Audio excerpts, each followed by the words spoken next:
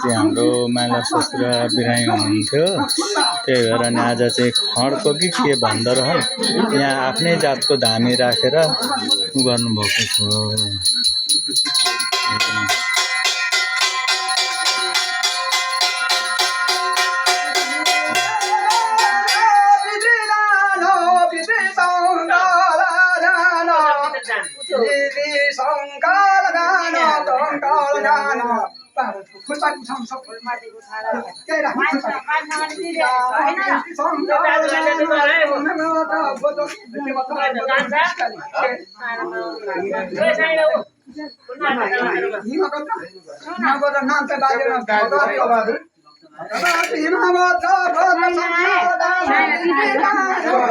सबै दाजुभाइले गर्न खोज्नु भएको छ।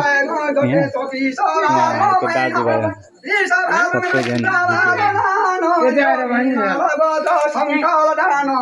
गौदान कुम्भदान बृहस्पति चन्द्रदान उच्चारदान पुत्र खड्गदान कन्यदान हातिघोडादान पुच्छदान